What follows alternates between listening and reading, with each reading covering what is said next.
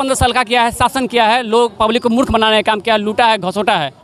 CO अपने मंत्रालय में जाके पहुंचाते हैं और मंत्री जी पार्टी फंड के नाम पर सीएम के यहाँ पहुंचाते हैं। ये हमारी व्यवस्था है, कैसे सुधरेगा बिहार, आप बताइए। ये सरकार बस क्या करता है कि कभी अपने सट्टा में रहता है तो कभी दूसरे भाजपा की गोदी में जाकर बढ़ जाता है, कभी आरजेडी की गोदी में जाकर बढ़ जाता है। तो इससे क्या होगा? इस फैक्ट्री जब हमारे सीएम ही ईमानदार नहीं हो सकते हैं तो एक विधायक, एक अफसर, एक सामान्य सा कर्मचारी कैसे ईमानदार हो सकता है? सेशन 3 साल का सेशन 6 साल में कंप्लीट करता है, वहाँ का लोग बाहर जाकर पढ़ाई कर रहे हैं, ग्रेजुएशन कर रहे हैं। तो बताइए कैसे शिक्षा व्यवस्था अच्छा होगा? शिक्षा अच्छा नहीं होगा तो हमारा रोजगार कैसे आएगा? शिक्षा अच्छा रहता है तो रोजगार मिलेगा हम लोग को। करके बताए बहने बोली और बिहार के नौजवान कि घूमने से क्या। नमस्कार, आप देख रहे हैं चाहत न्यूज। आज हम पटना के वेटनरी कॉलेज मैदान में उपस्थित हैं। यहाँ पर आज जन स्वराज पार्टी का स्थापना अधिवेशन होने जा रहा है। इसी बीच हमारे साथ कुछ युवा साथी भी जुड़े हैं। आइए जानते हैं इनसे कि जन स्वराज को लेके क्या है इनकी रवैया। मैं सैयद सोनू आलम कटिहार जिला के प्राणपुर प्रखंड से आया हुआ हूँ और मैं सारे युवा वहाँ से आया हुआ हूँ। मैं जन स्वराज को 2 साल पहले देखा था, उनका मुहिम चल रहा था, जन यात्रा चल रहा था। उसे देख करके मैं उनके बारे में देखा और उनको समझा तो मुझे एक अच्छा लगा देखने में और पार्टी में भी एक अच्छा जोश लगा। उसके बाद मैंने ये इस मुहिम में शामिल हुआ जन स्वराज में और मुझे होने से 1.5 साल लमसम हो चुका है।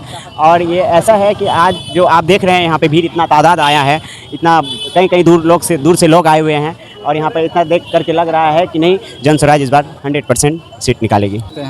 ये पार्टी पूरे बिहार में, ये संगठन जो आज बना है पूरे बिहार में संदेश दे देगा कि बिहार की जनता का मूड बदल चुका है। अगला जो विधानसभा का चुनाव होगा 2025 में सभी सीटों पर विधानसभा प्रशांत किशोर जी निकालेंगे और हम लोग सरकार बनाएंगे। क्योंकि अभी की जो सरकार है, इस सरकार में बिहार के लोग बाहर पलायन करके काम कर रहे हैं। ना शिक्षा अच्छा है, न रोजगार की व्यवस्था है, न विकास है। टोटली यहाँ के लोग क्या है, जनता क्या है, तरीमाम हो चुकी है, थक चुकी है, इन लोग की झांसे में आके बर्बाद हो चुकी है। दूसरा कोई अब लोग की जनता है, इन लोग के बहकावे में नहीं आने वाला। इस बार के चुनाव में हम लोग मूड बना चुके हैं, प्रशांत जी को साथ देंगे और विधानसभा मुख्यमंत्री बनाएंगे। प्रशांत किशोर जी के पास क्या है, कौन सा खजाना है जो बिहार में सारी जगह का फैक्ट्री लगा देंगे? सब कुछ खजाने से नहीं होता है, उसके ऊपर उठ के होता है। प्रशांत जी के पास शिक्षित हैं, सबसे ज़्यादा शिक्षित है, पढ़ाई लिखाई है। इनके पास तरीका है कि कैसे आगे से केंद्र से चीज़ को यहाँ पे लाना है।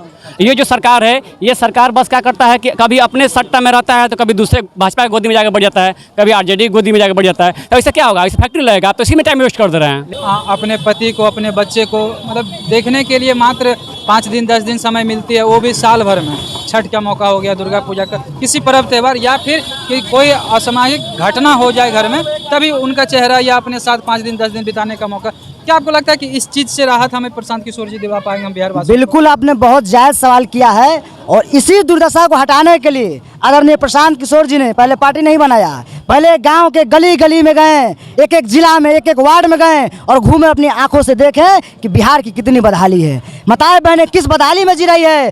फिर जाकर के माताएं बहनें बोली और बिहार के नौजवान कि घूमने से क्या होगा, घूमने से तो बिहार बदलेगा नहीं। प्रशांत किशोर जी, आप पार्टी बनाइए, व्यवस्था बदलिए, हम आपके साथ हैं। तभी जाकर के पार्टी बनने से पहले 1 करोड़ लोगों ने जन स्वराज का संस्थापक सदस्य बन चुके और उनको उम्मीद हुआ कि यही प्रशांत किशोर बिहार का बेटा है जो कि बिहार की व्यवस्था बदलेगा और बिहार में सिर्फ शिक्षा ही नहीं, रोजगार भी देगा। और जो हमारी माताएं बहनें, जो दादी हैं, दादा हैं, जो 60 वर्ष का हो गई है और इस सरकार जो है नीतीश कुमार का 400 का भीख देता है और कहता है कि वृद्धा पेंशन दे रहे हैं। प्रशांत किशोर का 3 संकल्प है, कुछ हो या नहीं हो, सबसे पहले आने वाले 2025 छठ में बिहार में रोजगार की व्यवस्था दिया जाएगा। दूसरी नंबर चीज, बच्चों के लिए अच्छी पढ़ाई की व्यवस्था किया जाएगा। और तीसरा नंबर, जो 400 का वृद्धा पेंशन मिल रहा है उसको बढ़ा करके कम से कम 2000 का वृद्धा पेंशन दिया जाएगा। परिवर्तन के लोग उम्मीद लगाए हैं और उसी उम्मीद का आप देख रहे हैं यह नज़ारा कि हम उम्मीद करते हैं 5 लाख से कम लोग यहाँ पे नहीं उपस्थित हुए होंगे। व्यवस्था खराब, बहुत व्यवस्था खराब है। क्या आप ऐसा मानते हैं कि व्यवस्था को सुधारना सिर्फ प्रशासन का काम है? नहीं, प्रशासन किसके हाथों में होती है? देखिए, जनता विधायिका को चुनती है और विधायिका कानून बना करके और पूरे प्रशासन व्यवस्था को अपने अंडर में कंट्रोल में रखती है। तो जब तक एक साफ़ सुथरी सरकार जब तक नहीं आएगी, आप साफ़ सुथरी सरकार का उम्मीद कैसे लगा सकते हैं? जब हमारे सीएम ही ईमानदार नहीं हो सकते हैं तो एक विधायक, एक अफसर, एक सामान्य सा कर्मचारी कैसे ईमानदार हो सकता है? जब तक ईमानदारी नहीं आएगी, किसी भी चीज़ में परिवर्तन, चाहे वो रोजगार हो, शिक्षा हो या कुछ भी हो। नीतीश कुमार जी मुख्यमंत्री पे आरोप लगा रहे हैं कि जब सीएम ही या मुख्यमंत्री ही भ्रष्ट हो तो सरकार मतलब राज्य में कैसे चलाएगा? बिल्कुल भ्रष्टाचार बिल्कुल आरोप लगा रहे हैं। इसका इसलिए आरोप लगा रहे हैं कि अगर नीतीश कुमार ईमानदार होते या हमारे जितने भी पद पे बैठे हुए मंत्रीगण हो या केंद्र में बैठे हुए प्रधानमंत्री या अन्य मंत्रीगण हो, अगर वो व्यक्ति ईमानदार हो, मेरा ऐसा मानना है कि अगर हम ईमानदार हैं तो हमारे नीचे से सबऑर्डिनेट की इतनी पावर नहीं है कि वो चोरी कर ले। और समाज में चोरी है नहीं, क्या नहीं है आपको नहीं पता है तो मैं बताऊं, चलिए मेरे साथ ब्लॉक में एक सामान सा आप दाखिल खारिज के लिए आपको 10 से 20 हज़ार रुपया देना पड़ेगा। ये 20 हज़ार रुपया जो ग्राउंड लेवल पर कलेक्ट हो रहा है वो कहाँ तक जा रहा है जानते हैं? मैं आपको इस सिस्टम बताता हूँ। एक राजस्व कर्मचारी कलेक्ट करके सीईओ को देता है, सीईओ अपने मंत्रालय में जाके पहुँचाते हैं और मंत्री जी पार्टी फंड के नाम पर सीएम के यहाँ पहुँचाते हैं। ये हमारी व्यवस्था है।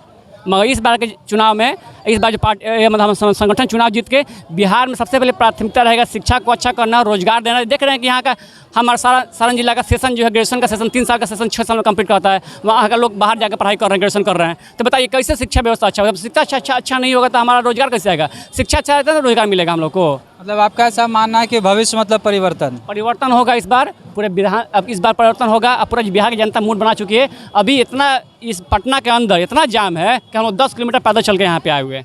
यानी कि पूरा जनता मूड बना चुकी है। इस बार जन स्वराज के लिए स्थापना दिवस का अवसर पर पूरी जनता पहुंची है। अब तक क्या जनता इस मूड को अपने कायम रखने में सक्षम हो पाएगी? बिल्कुल कायम रहेगी। कायम है तब हम लोग आए हुए हैं। हम लोग पहली बार इस रैली में आए हुए हैं। प्रशांत किशोर जी का कहना है कि अगर हमारी सरकार बनी तो हम 15 मिनट में शराब चालू करा देंगे, दारू का चालू करा देंगे बिहार में, उससे राजस्व आएगी। कहीं वही माता बहनों को उल्टा तो नहीं पड़ जाएगा? क्योंकि माननीय नीतीश कुमार जी ऐसा दावा करते हैं कि उससे हमारी महिला को, माता बहन को दारूबंदी से मुक्ति मिला है, प्रताड़ित होना कम हुआ है। तो कहीं फिर से चालू होने के बाद फिर तो बिहार कहीं वहीं नहीं चला जाएगा? क्या लगता है आपको इस पर? नहीं, बंद चालू होनी तो चाहिए। बिहार की व्यवस्था जो पीछे से बहुत बेदहाली से है, लोग जो बिहार छोड़ के दूसरी राज्य प्लान कर रहे हैं, इस वजह की व्यवस्था है नहीं है। मैं दारू तो बंद हुआ कहाँ है? चालू तो है ही। और तो और डिलीवरी हो रहा है कि सरकार ने ये अपना इनकम टैक्स बना लिया है, सरकार के पता ना चले, इस जनता को मूर्ख बना कर रख दिया है।